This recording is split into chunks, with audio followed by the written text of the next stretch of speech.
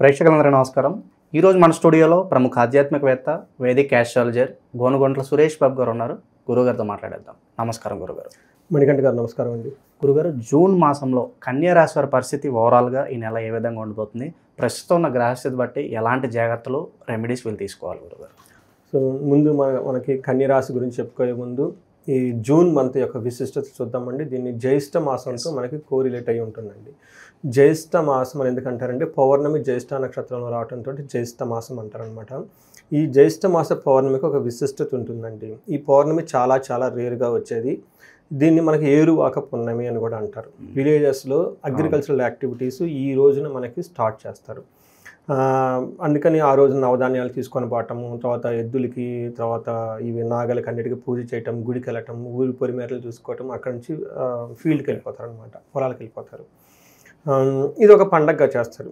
దానితో పాటు దీనికి ఇంకొక ముఖ్యమైన విశిష్టత ఉందండి. ఎవరైతే ప్రేమించి పెళ్లి చేసుకుంటారో, పెళ్లి చేసుకున్న తర్వాత డిస్టర్బెన్సెస్ ఉంటాయి, వాళ్ళకి ఆ రోజు ఒక గొప్ప అవకాశం వాళ్ళ భర్త ప్రేమను మళ్ళీ తిరిగి పొందడానికి.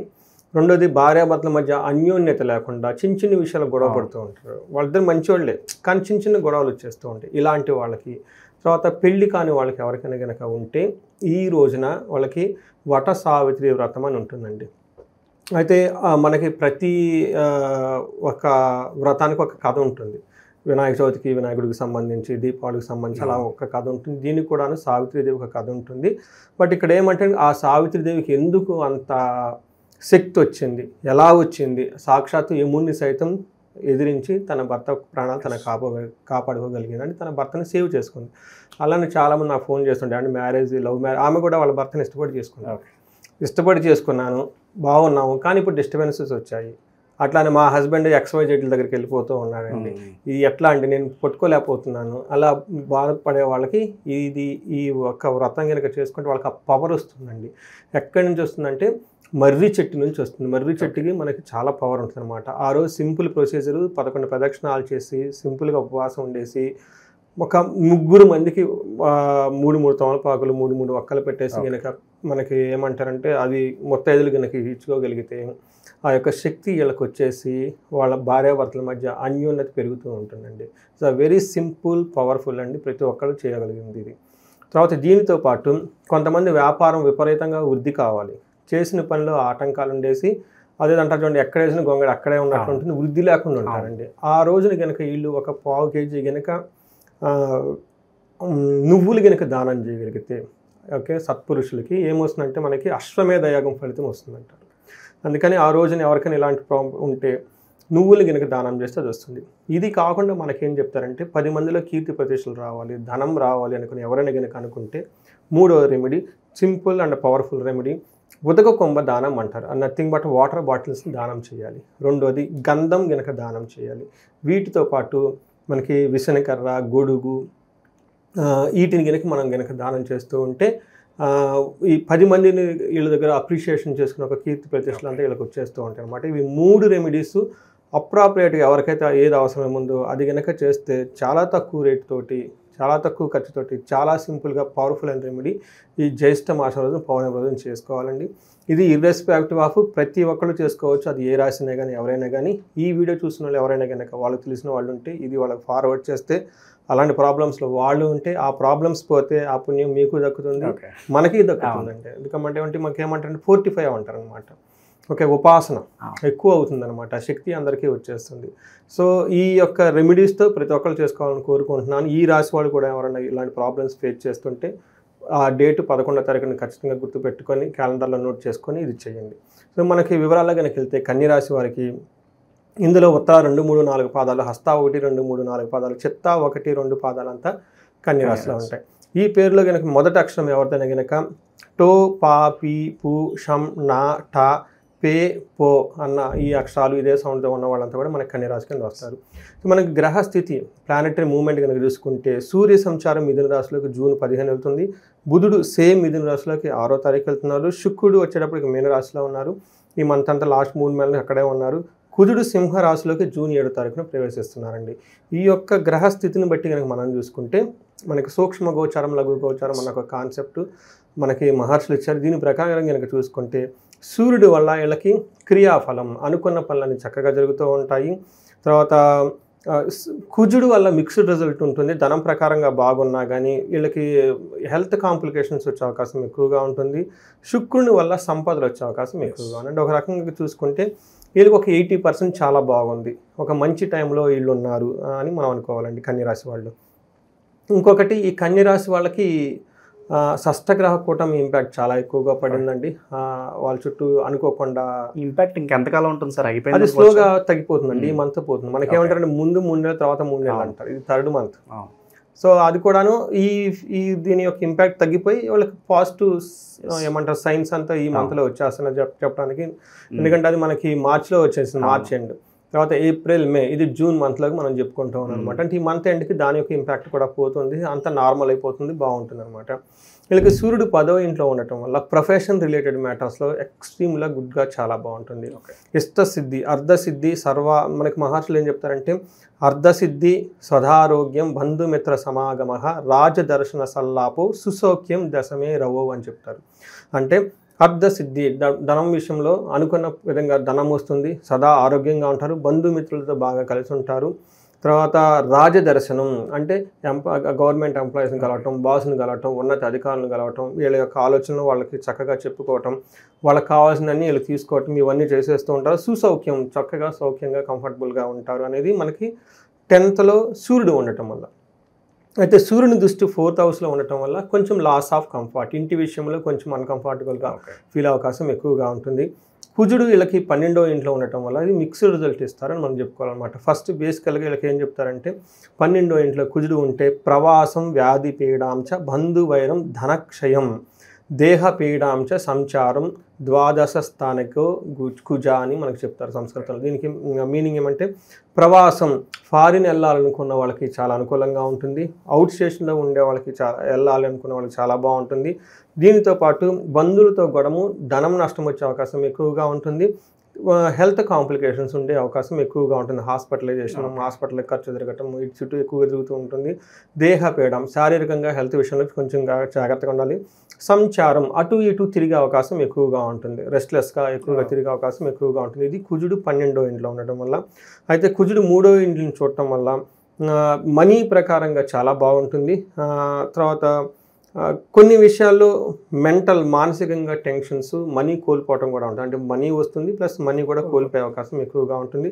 బట్ ఓవరాల్గా కుజుడు కనుక చూస్తే వీళ్ళకి సక్సెస్ని ఇస్తున్నాడు, డిఫికల్టీస్తో పాటు సక్సెస్ని కూడా ఇస్తున్నాడు అని మనం చెప్పుకోవాలండి. శుక్రుడు వీళ్ళకి చాలా యోగ్యతను ఇస్తున్నాడు. 8th హౌస్లో ఉండి 2nd హౌస్లో చూడటం వల్ల శుక్రుడికి 8th హౌస్ చాలా యోగ్యతను ఇస్తుంది. శుక్రుడు అక్కడే ఈ మనకి 12 రాసుల్లో కనుక 9 గ్రహాల్లో 8th హౌస్లో యోగ్యతను ఇస్తాడు. మిగతా ఏ గ్రహం కూడా యోగ్యతను ఇవ్వదు.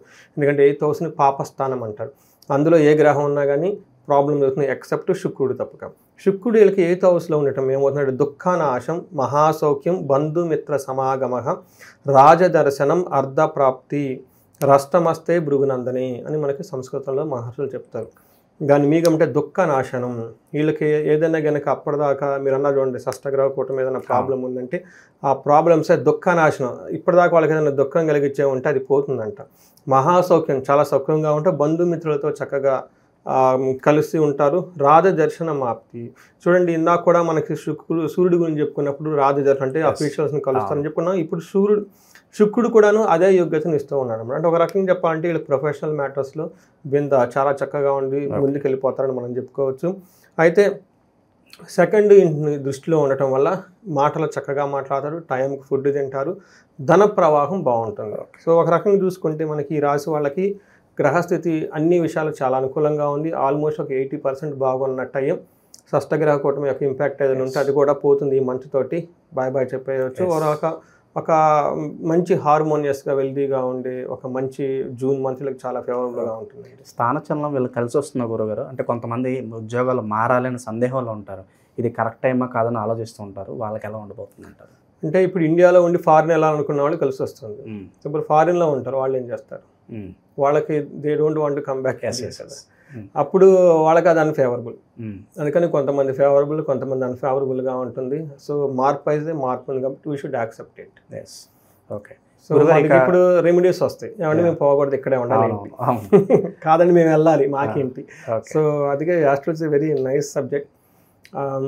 It's depend upon the perception. గ్రహస్థితి బట్టి వాళ్ళు ఉన్న ప్రదేశాన్ని బట్టి కూడా మారిపోతూ ఉంటుంది ఒక్కొక్కసారి మనకి. అంతేనండి, ఈవెంట్ ఒకటే మారుతున్నాం, ఓకే, స్థాన చలనం మీరు అడిగిన విధంగా. బట్ అది కొంతమందికి పెయిన్ఫుల్, కొంతమంది బాగుంటుంది. కొంతమందికి ట్రాన్స్ఫర్ కావాలండి, మా ఉన్న ఊరు వదిలిపెట్టుకొని వచ్చేస్తామండి, మా నేటివ్ ప్లేస్కి వెళ్ళాలనుకుంటారు, it is bet for me. కొంతమంది అబ్బాయి వద్దండి అసలు ఆ ప్లేస్ డర్టీ ప్లేస్, మా ఇక్కడ కంఫర్టబుల్ అయిపోయాం, పిల్లలు అంత సెటిల్ అయిపోయారు, మాకు వద్దు అనుకుంటారు. ఓకే, గురుగారి జీవితంలో మనం ఎప్పుడైనా సరైన నిర్ణయాలు సరైన సమయానికి తీసుకోవాలి, అప్పుడే మనకు ఫలితం ఉంటుంది.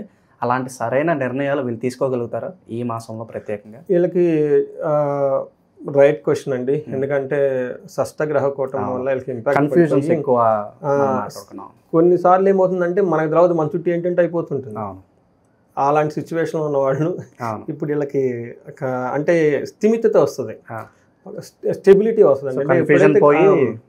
ఎప్పుడైతే కామ్ మైండ్ ఉంటుందో రైట్ డెసిషన్స్ వచ్చేస్తాయండి. ఇప్పుడు వీళ్ళకి ఇబ్బంది పెట్టే గ్రహాలు ఏమి లేవు వాళ్ళకి, దాదాపు అన్ని పోయినట్లే. అక్కడ నుంచి they go with their own force అండి.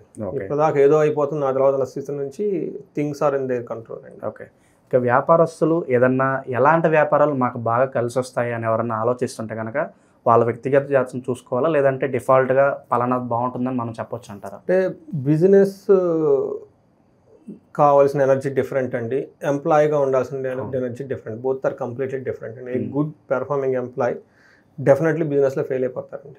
వెరీ వెరీ రేర్గా ఇతను నేను ఎక్స్ట్రీమ్లీ గుడ్ ఎంప్లాయీ అండి, ఎక్స్ట్రీమ్లీ బిజినెస్ చేస్తున్నా, చాలా చాలా తక్కువ ఉంటారండి. అలానే బిజినెస్కు ఉన్న ఆ ఎనర్జీ ఎంప్లాయ్కి ఉన్న ఎనర్జీ ఉండదండి. అందుకని బోత్ ఆర్ టూ డిఫరెంట్ అండి. వెరీ వెరీ రేర్గా ఎప్పుడు లక్షలమో ఎవరికో ఒకరికి ఆ కోషెంట్ ఉంటుంది వాళ్ళ జాతకాన్ని.